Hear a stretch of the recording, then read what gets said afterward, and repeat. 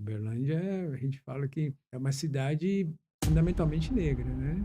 A sociedade precisa de mais e melhor qualidade de ensino público. Apesar de que foi uma luta historicamente dos negros por cotas raciais, ela veio como cotas para a escola pública.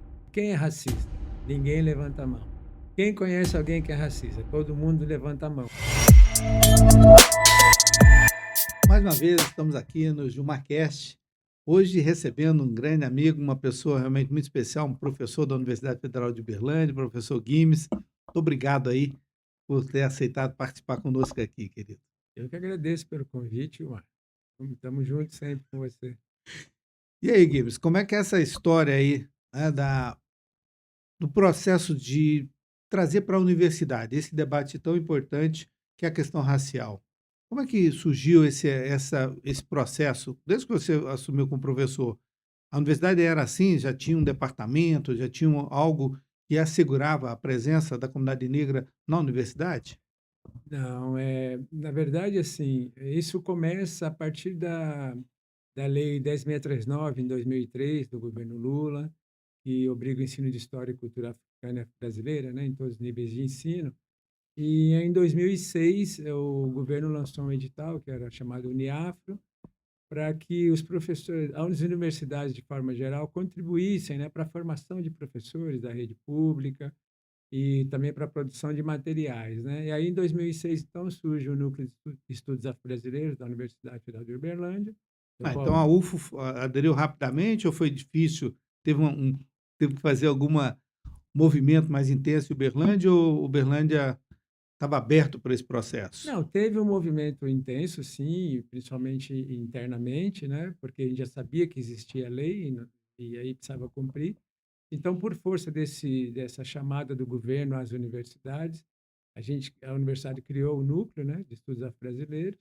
E hoje, a partir de 2020, nós temos uma diretoria, né, de estudos e pesquisas afro-raciais, que eu estou como diretor, vinculada à reitoria, justamente para a gente poder fazer melhor, né? Já estamos fazendo, né, a implementação da lei, mas para fazer melhor e cuidar das políticas de ações afirmativas, né, e criar novas também dentro da universidade.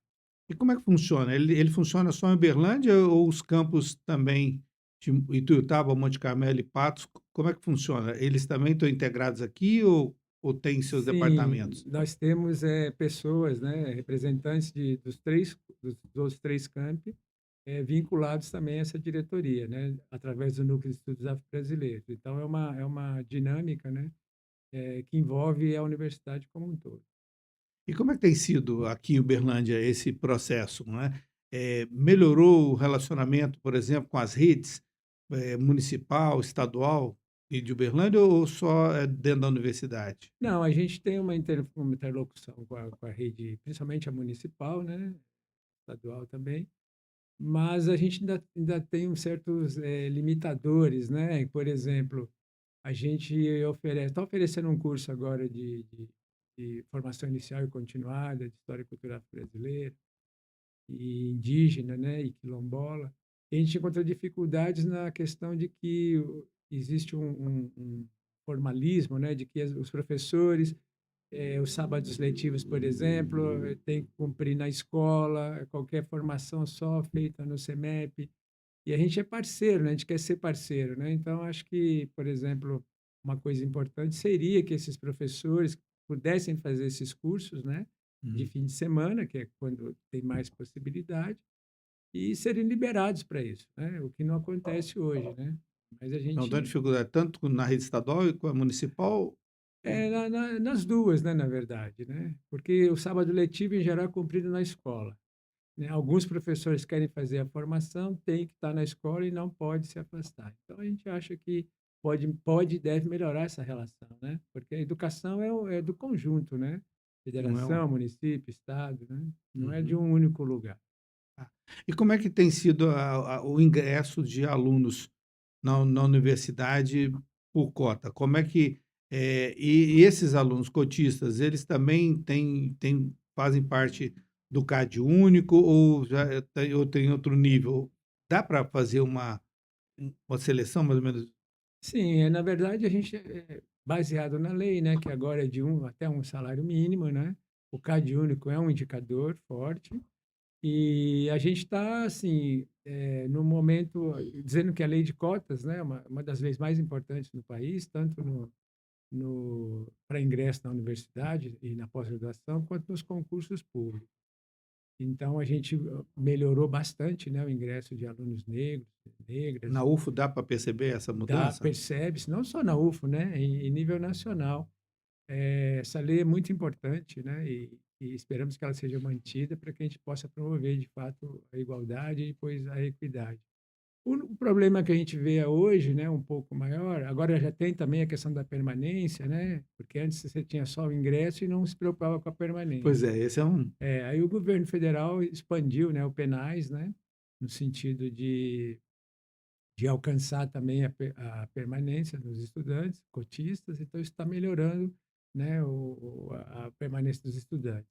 Agora a gente tem um problema que eu acho que precisa ser enfrentado, que é nos concursos públicos, né, para docentes principalmente, Ainda porque na universidade ainda não está. tá, não, agora está funcionando bem, né, na UFA, inclusive a UFA é uma das referências, né, que tem em termos nacionais em relação à questão das cotas, né, que inicialmente era para negros, né, negros e negras. Mas as universidades, a maioria, inclusive a UFO também, durante um tempo, ela estava fazendo a aplicação da lei de uma forma equivocada, então não estava entrando os professores até Ah, 2018, né, como deveriam. Depois fez alguns ajustes de conduta com o Ministério Público e mudou a forma de fazer a aplicação dos 20%, e agora a gente está aplicando direitinho e repondo, inclusive, vagas o que estava. perdidas, né? Mas e aperfeiçoamento da lei, você acha que precisa ainda de algum É, ajuste na lei federal? eu acho que precisa, Gilmar, principalmente no seguinte fato. Hoje, as cotas no concurso público aumentou de 20% para 25% para negros, 3% para indígenas e 2% para quilombolas. O problema é que para você ter os indígenas e quilombolas, pelo menos uma vaga, precisamos de um concurso de professor com 25 vagas. Ah, E tá. normalmente não abre com essa quantidade, né? Então, precisaria garantir que, pelo menos, das vagas ofertadas, pelo menos uma fosse para indígenas e uma para quilombolas, né? Eu acho Pois que é, isso mas é. a regulamentação de quilombola aqui na região também é meio complexa, né, nós praticamente não temos um. Eu estou acompanhando um caso, por exemplo, de Serra do Salitre, né, Uhum, de regularização e reconhecimento, né, sim, é. porque quilombola mesmo praticamente o que nós temos é em Paracatu, mais próximo, né. Aqui pro Agora foi reconhecido também ali Patos de Minas, né? O Desventura. Está avançando, né? Eu acho que assim, existem quilombolas, né? E, por exemplo, aqui na UFA eu já conheço duas que estão fazendo doutorado e estão indo em intercâmbio, né, através da minha diretoria para Moçambique. uhum. Então, assim, eu digo que nesse sentido, né, tanto para os indígenas quanto para os quilombolas, apesar de ter a lei, a porcentagem, ela não atinge, não garante, né, nenhuma vaga, na verdade, se não tiver 25 no Tá, mínimo. Então, acho que dá para repensar um pouquinho melhorar, a né. lei e melhorar. E como é que está esse o diálogo aí, você citou aí esses intercâmbios e tal, com a CPLP, né, que é a Comunidade de Língua Portuguesa, Uhum. né, como é que a UFO está nesse processo? Então, a universidade, até onde eu saiba, tem, né, vários pesquisadores, né, com projetos que fazem esse intercâmbio, né? Mas com E quem? então, tem, Angola, por exemplo, Moçambique Angola, ou Cabo Moçambique, Verde? Tem exatamente, tem vários países, Angola, Moçambique, Cabo Verde. Angola e Moçambique acho que são os mais preponderantes, né? Tem também alguns professores que tiveram já convênios também com Gana, né? E isso é fomentado, né? Está sendo muito fomentado também pelo governo, né? Recentemente, essa expansão, né, das universidades aderindo mais a outras universidades africanas, né? Isso é um projeto bacana. E a gente tem esse projeto, né, que estamos com, que é próprio, através da minha diretoria, que é com Moçambique, e que é um projeto com financiamento, né, da CAPES, né, com mestrados e doutorados para lá, para Moçambique. Então, está bem, está se fortalecendo cada então vez mais. o processo de expansão de bolsas e tanto na CAPES como no FINEP e tal, então o Preci melo é, precisaria aumentar, né, a oferta de bolsa. A gente sempre fala isso, né, porque demanda tem bastante, né.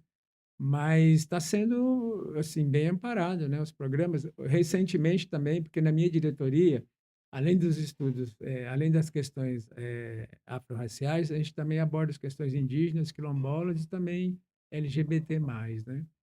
Então, hoje tem um programa específico da CAPES para os estudantes indígenas, né, de pós-graduação, tanto mestrado, doutorado, ofertando bolsas, né. Uhum. Então isso é importante, né, você tem o ingresso na graduação, depois fortalecer a caminhada, né. Então são bolsas específicas, assim como o CNPq também já tem bolsa específica para estudantes negros, para iniciação científica. A gente fala que a educação é a base, né, é fundamental, né. E Uhum. quanto mais a gente puder ter pessoas comprometidas, né, no Congresso. Mas a gente ouve falar, né, a direita fica com um discurso de que há um prejuízo, né, dos brancos com relação à questão da cor da pele, que a cota racial, né, atrapalha e prejudica. Como é que você vê essa questão? Então, essa questão fundamentalmente está ligada ao racismo, né? Que quem pensa assim é uma pessoa que não é antirracista. Que precisa entender primeiro, né? A lei de cotas, que eu acho que ela veio num sentido muito importante, apesar de que foi uma luta historicamente dos negros por cotas raciais, ela veio como cotas para a escola pública, né? Para a gente perceber como que essa lei é importante, porque ela reservou vaga para estudantes de escolas públicas, né? Para a gente perceber como que essa lei é importante, porque ela reservou vaga para estudantes de escolas públicas, ou seja, até então as universidades eram mais permeadas por estudantes que não eram de escola pública.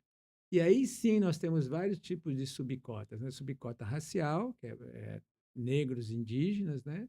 No caso de negros, pretos e pardos, cotas para pessoas com deficiência, né? E a cota que a gente chama de baixa renda. Então, assim, lutar E na contra baixa renda entra todo mundo. entra todo mundo que tem baixa renda, né? E as cotas, elas são limitadas, tem um limite, né, de renda per capita, né, que era de 1,5, agora passou para um salário mínimo, né? Então, ela é cota, na verdade, para atingir a população mais vulnerável, né? Então, é absurdo as pessoas ser contra as cotas para as escolas públicas, né? E essa questão de mérito também já foi, vários estudos demonstraram que, no caso, pegando os estudantes negros, eles têm desempenho igual ou superior aos não cotistas, então isso já está sendo muito pavimentado, pacificado aqui no Brasil, em termos da, do que as cotas estão produzindo, né, em termos de benefício. Então, qualquer pessoa que fale contra as cotas, normalmente eles vêm falando de cotas raciais, mas não são cotas raciais, não tem entendimento do que é a própria lei, né? São cotas para escolas públicas com essas subcotas. E os cotistas estão se saindo muito bem, né? Apesar desses posicionamentos, né? O importante é que as pessoas estão chegando cada vez mais, as universidades estão mudando, né? E isso força também que a gente mude os nossos currículos, né? Então, só tem benefícios, né? Então, qualquer posicionamento contra é falta de estudo ou são aberrações mesmo, né? De quem quer lutar contra aquilo que é bom para o povo, né? Para a sociedade. Como você estava colocando, vamos deixar mais claro para as pessoas, para não ter confusão, né? Como é que se dá exatamente o ingresso desse aluno na universidade? Como é que funciona essa pessoa entrar na questão da cota?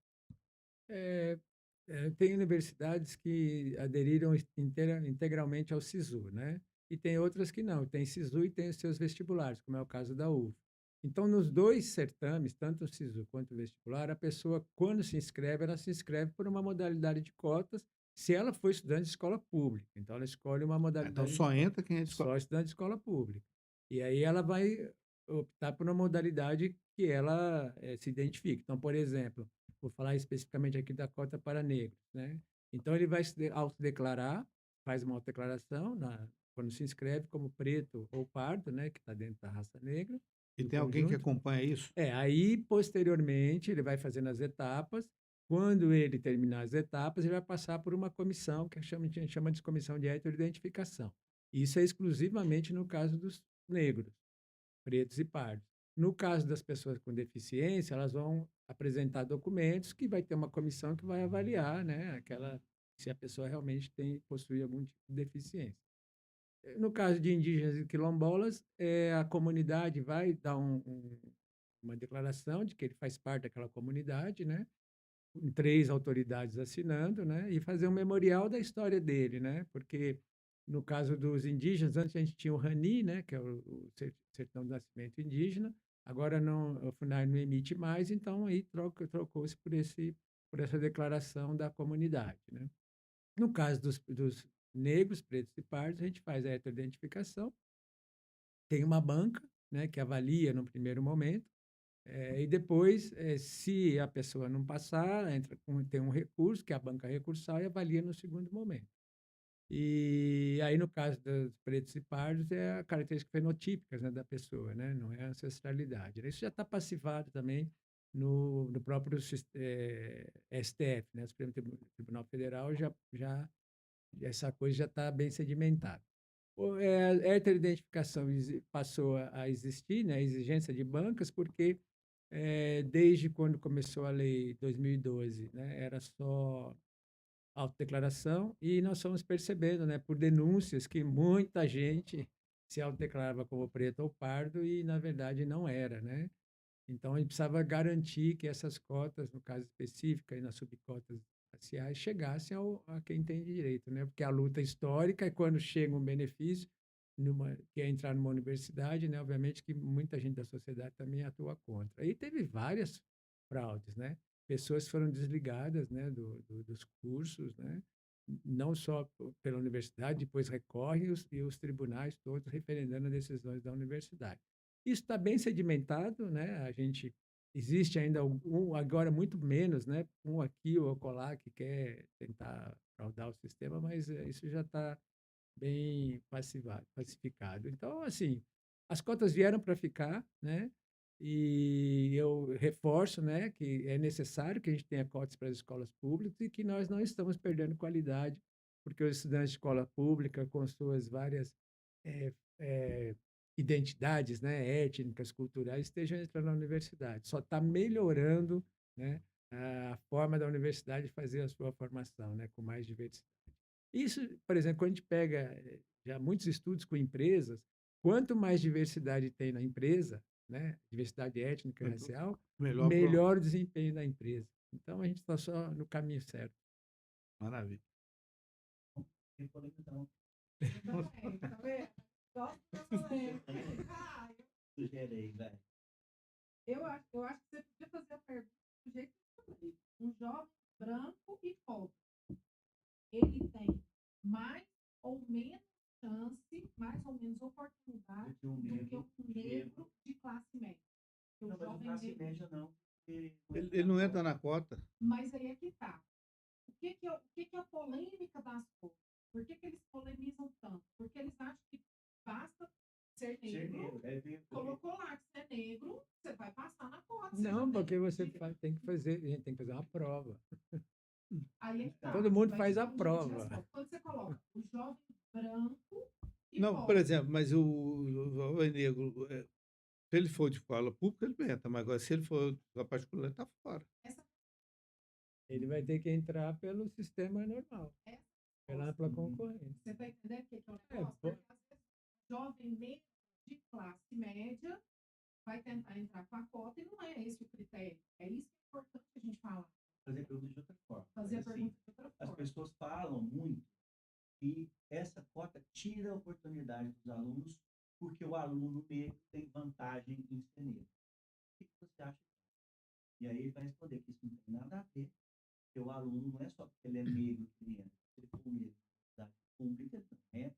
Cota, O negro, Não. pessoa que né? estudou no Ele sistema tem que privado, No ser, né? sistema privado, é. E também, da se pública tiver, não, aí ele fala, se ele tiver renda maior que um salário mínimo, Ele também per tá capita, fora. ele está fora, não independente é da só cor. porque ele é negro. É Não. isso que eu quero que fique É, claro. você precisa responder dessa É forma. negro Não de é baixa só renda. porque Porque ele é todo negro. mundo que não entende, e é muita gente, assim, porque, só porque ele é negro, então ele tem vantagem, É, entendeu? É essa a pergunta que eu quero. Você faça e que você esclareça que não tem nada a ver com ser negro. e eu vou te falar uma coisa.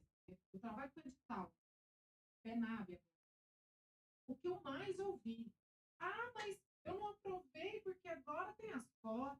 Eu tirei nota boa, mas as cotas que pegar, o povo não entende. Então, estou te falando uma coisa muito real. Sei, tem É agora. muito real. A É, gente precisa Projetos parecer culturais. preparador. é uma mistura dessas duas perguntas, assim. Projetos O que a culturais. gente ouve? O aluno é bom, mas ele não entrou por causa da cota. Porque se não tivesse a cota para o negro, ele teria entrado. E também eu acho que vale a pena, na sua resposta, dizer o quanto é importante. Você pode perguntar, talvez, o quanto é importante ter uma cota, né? O nosso resgate, né? Da, da, da, da, é, né, falar cidadania da pessoa negra, né? Que foi escravizada e tal. Essa lei é do Lula. Tudo. Isso Não, também vale a imagina. pena. Então, vale a pena também você trazer isso. Essa é da Dilma. Da né? Dilma, Da é. Dilma. Né? É. E esse movimento e tal, aí você pode reforçar para ele responder, que assim, essas coisas, claro, do PT e tal, que é quem pensa no povo, para te valorizar, né? As duas leis mais importantes, que é da educação antirracista. São três leis. Da educação antirracista focando na história e cultura brasileira. Depois, a educação antirracista focando na história e cultura indígena. E a lei de cotas no concurso e na graduação e pós-graduação é tudo governo do PT. Tem como... Então, usa esse termo, governo do PT. Eu posso falar isso? Claro, Eu pensei que eu Não não usa sabia. Lula, não usa É. Dilma. Não. Então, vamos voltar nessa, bom, assim, para mim está claro, mas ainda existe um folclore popular de que basta ser negro para entrar, porque não, muitos estudantes são prejudicados porque existem as cotas para os negros. O que você acha? Diga para as pessoas como é que é isso. Pobre. Tá.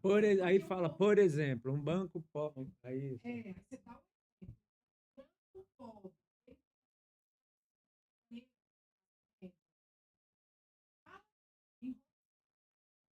No Brasil.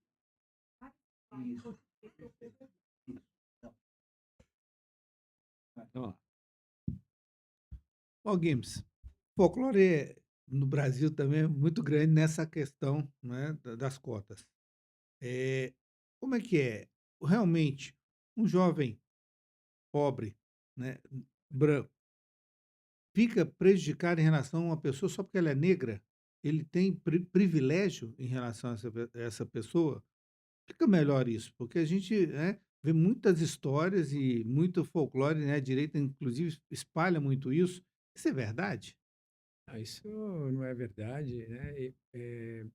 Veja bem, é ao contrário, né? Um jovem branco pobre, ele tem mais oportunidade pelas cotas do que um jovem negro de classe média. Porque as cotas para as escolas públicas têm o recorte de renda.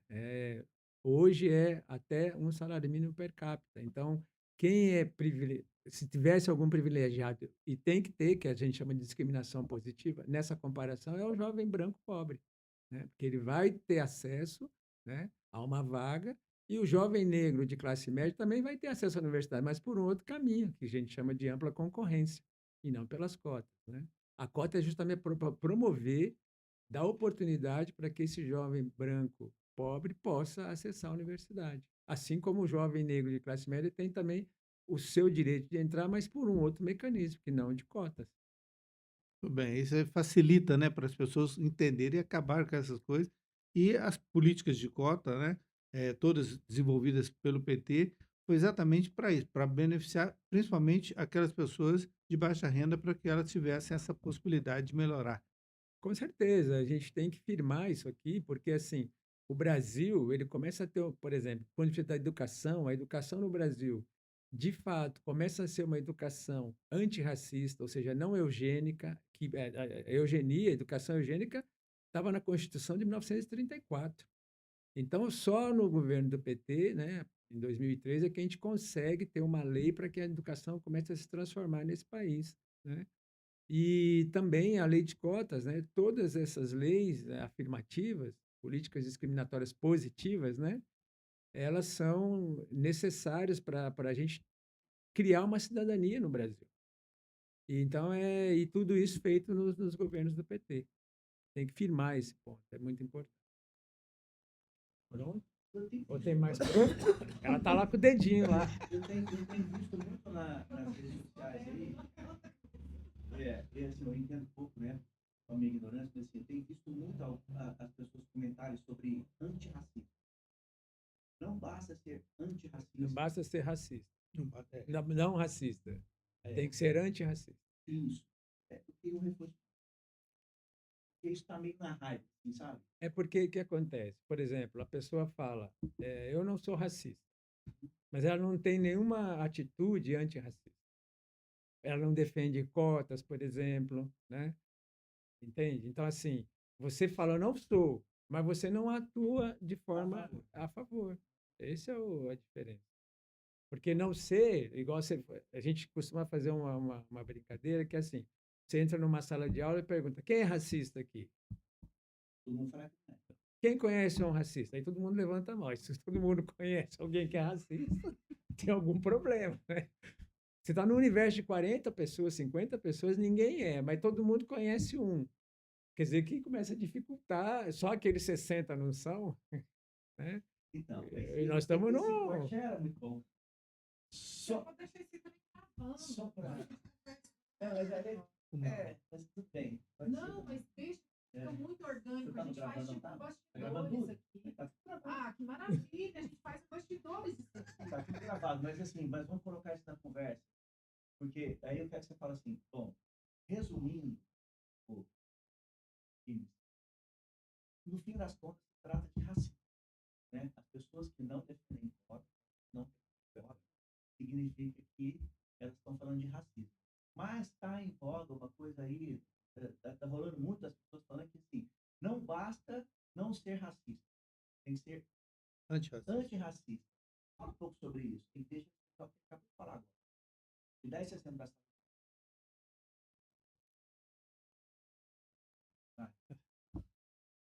Vamos lá. Ô, Gibbs, a gente ouve muito aí, né? Na sociedade, todo mundo dizer o seguinte: eu não sou racista. Mas não basta também só não ser racista, né? Mas ele precisa ser antirracista. Como é que funciona isso?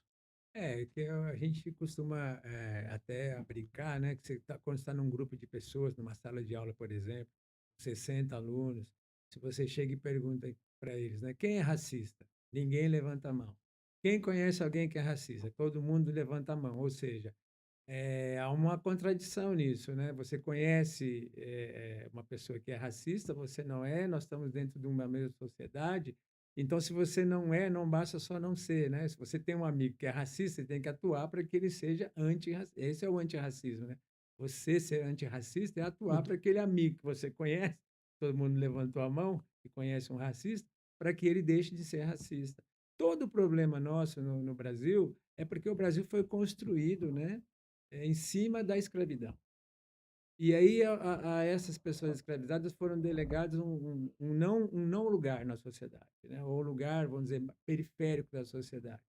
Então, as políticas afirmativas, elas são políticas de a gente promover uma equidade, uma igualdade no Brasil, né? Então, a gente vê, por exemplo, né, o absurdo que é a gente só no século XXI, mas ainda bem que tem o governo do PT aqui, a gente reservar vagas para as escolas públicas e universidades públicas, né? E então isso assim é fundamental que a gente pense dessa forma, né? E o ser antirracista é justamente defender essas políticas, né?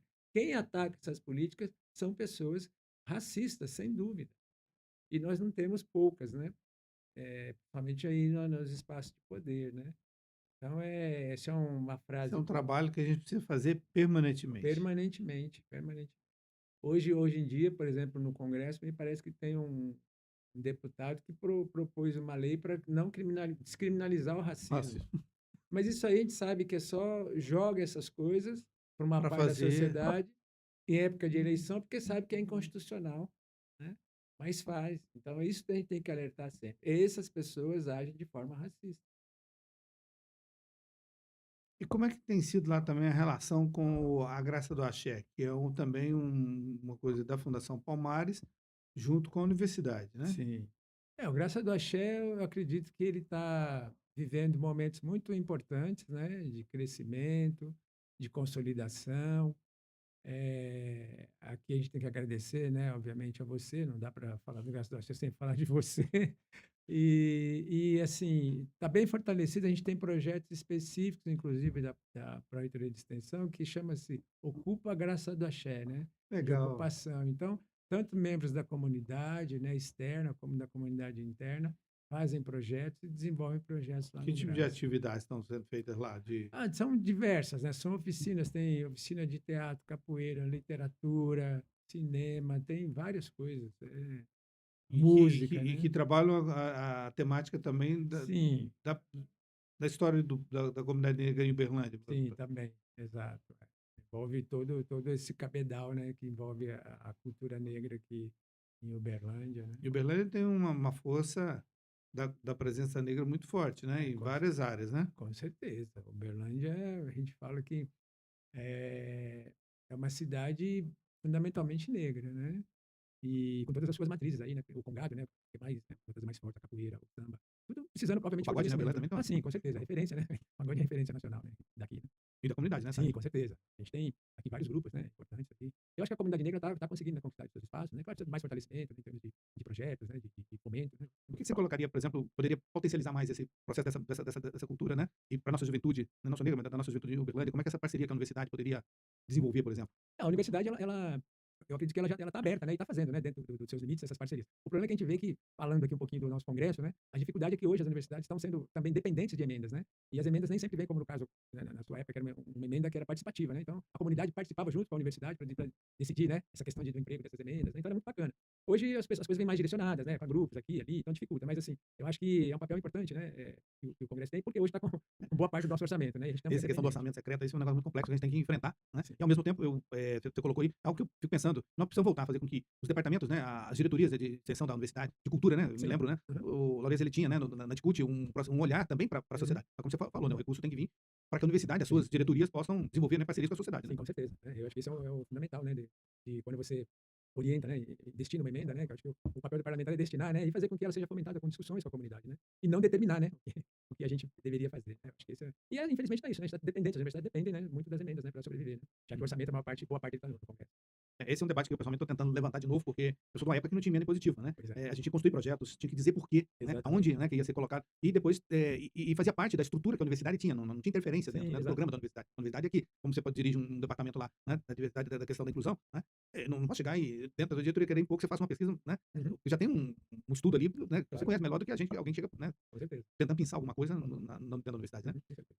E a universidade, como é que você está vendo hoje esse processo da Universidade de Uberlândia, o processo de expansão? O que você acha que a gente pode fazer para dar melhorar ainda mais esse processo, inclusive de mais pesquisa, né, da universidade e um relacionamento maior com os estudantes? A universidade, eu vou falar para você, por exemplo, mesmo com essas dificuldades, né, que as universidades vêm atravessando, dificuldade financeira, o caso da UFO, por exemplo, a UFO conseguiu melhorar, né, no ranking internacional, ela conseguiu melhorar a sua classificação, né? Então a gente mostra que mesmo com dificuldade, a gente consegue ter um potencial, né, para pesquisa, desenvolvimento científico, tecnológico, de extensão muito grande, né? Então quanto mais investimento, mais a gente vai poder fazer melhor. A gente já está fazendo melhor né, com as restrições orçamentárias, né? Então a gente acha que dá para melhorar muito mais. Eu acredito que essa questão do financiamento ela é crucial, né? E para a universidade expandir, por exemplo, hoje nós temos, né, vai começar um curso de medicina também no Pontal, né? Eu acho que você precisava ter incentivos, né? Provocar a gente para criar mais cursos noturnos, sabe? Isso eu acho que é fundamental, vai dar mais possibilidade para o trabalhador acessar a universidade. E eu digo que aí é um processo que o Congresso tem que fazer de sensibilização mesmo, sabe? Das universidades para esse olhar, né? Uma das questões que eu estou cobrando muito o professor Carlos Henrique e também os diretores lá de Monte Carmelo, a cidade do Porto de Monte Carmelo não tem nenhum curso noturno na UFO. E quando nós trabalhamos o processo de expansão da universidade e que ela chegou a Monte Carmelo e tudo estava fatos, uma das questões centrais era a questão do curso noturno. Porque quem trabalha, eu Sim. trabalhava, eu fiz curso noturno na UFO, Uhum. né? Então minha formação é de curso noturno, porque eu tinha que trabalhar durante o dia. E acho que como eu, muita gente, né, também vive esse drama, né? Precisa, né? E ele precisa ter acesso a um curso superior, né? Acho que Monte Carmelo hoje está mais que preparado e eu acho que há necessidade de que Monte Carmelo receba, né, curso noturno, né? Com certeza, né? Então, assim, justamente falando isso, né? A expansão, né? Ela tem que ser uma expansão que olhe também para esses detalhes importantes da sociedade, né? E você tem papel fundamental, né, na expansão da UFO, né? Contribuiu sobremaneira para que a gente pudesse alcançar o nível que nós alcançamos nessas outras cidades também, né? E agora é isso, né? Essa conversa, né? O pé do ouvido, que eu acho que é importante, no sentido da gente realmente criar mais cursos noturnos nessas outras cidades também, que não tem. E a gente pensa sempre, né? Por exemplo, tem uma pessoa que trabalha, quer fazer um curso, sei lá, de fisioterapia, mas não tem à noite. Então, a gente precisa repensar, né? A forma da universidade enxergar a sociedade, né? Nesse sentido, a gente precisa se aproximar um pouco mais da realidade da sociedade para a gente poder fazer melhor, né? O que a gente, o que é a nossa finalidade, né? Formação de profissionais com qualidade. Então, a sua contribuição, principalmente, é muito importante nesse sentido, desse diálogo. E como professor da universidade, como é que você vê, por exemplo, esses projetos como o Nicolas está querendo, né, de que a gente não tem que ficar investindo, que a universidade é só lugar de baderna, confusão? Como é que você vê esse posicionamento? Pois é, assim, isso são coisas assim, vamos dizer assim, seria inacreditável, né, se não fosse real, né? É real. Mas é isso, né? A gente tem, de fato, um sistema, né? Porque eu acho que isso depende, está muito ligado também com setores da educação privados, né? Que trabalham nessa linha aí de pensamento, né? Não todos, obviamente, né? Mas assim, são projetos que buscam desfavorecer a sociedade, né, obviamente, porque a sociedade precisa de mais e melhor qualidade de ensino público, né? Tanto ensino fundamental, quanto médio, quanto universitário público. Então, a gente precisa expandir, né, a universidade. E são discursos, né, da extrema-direita ou membros da direita que Então, como professor universitário, esse negócio de só tem maconheiro, baderna na universidade Tanto é que eu acabei de, né, eu falei agora há pouco, né, a UFO, com todas as dificuldades que vem enfrentando, como outras universidades, conseguiu melhorar no ranking internacional, né, enquanto uma universidade de produz ciência, tecnologia, né, e não é lugar de baderna, nunca foi, é um lugar de formação de excelentes profissionais. E, infelizmente, a gente tem que conviver, né, com determinados tipos de posicionamentos, né? E, infelizmente, é de quem, né, é o responsável, né, por legislar, né, em causa pública, né? É, coisas desse tipo são inaceitáveis, né, esse tipo de bem. E como professor universitário, como é que você está vendo esse debate aí da redução da jornada 6 por 1? Então, Gilmar, eu fico falando que em 88, né, a gente reduziu 4 horas, era 48 para 44. Depois de quase 40, 50 anos, a gente está brigando para reduzir mais 4. A gente tem que entender que o trabalhador, pessoas que trabalham nesse país, trabalhador, trabalhadora, precisam ter, de fato, o seu descanso, conviver com a família. E isso vai fazer com que a gente produza melhor. Mas já está comprovado isso, né? Então, o fim da escala 6 por 1 é necessário, né? E uma pena, né? Porque o governo mandou também um projeto em regime de urgência, mas essas correlações de força, a gente sabe como funciona. Eu acredito que é necessário, né, que a gente avance, implemente, né, o fim da escala 6 por 1, para que a gente possa ter mais qualidade de vida e melhor produção, né? Acho que isso vai ser bom para todos. E tem alguns setores privados que já implementam, né, uma escala 5 por 2, por exemplo, e só estão recebendo benefícios, né? A própria empresa está vendo que isso é extremamente positivo, é necessário. Maravilha, Guinto. Foi um prazer, né, poder dialogar um pouquinho. Te agradecer o seu tempo, né, que você separou para poder conversar um pouquinho com a gente, mostrando aí a importância e o papel da nossa universidade, né, da Universidade Federal de Uberlândia e dos campings, né, que ela tem hoje, né, para a sociedade não só de Uberlândia, da nossa região, mas que faz diferença, né, na pesquisa e, ao mesmo tempo, a participação, né, a inclusão, né, que a universidade faz hoje, né, com a Lei 10.639.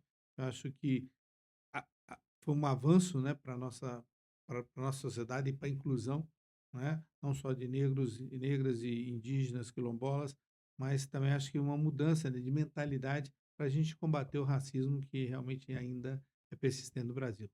Com certeza. Eu que agradeço pelo convite e pela sua participação sempre única, né, junto à universidade, falando particularmente do nosso lugar, né, Uberlândia, Patos, Monte Carmelo e Tuiutaba. Então a gente fica muito feliz de poder ter você como parceiro. Muito obrigado e nós te aguardamos, né, no próximo Gilmarcast.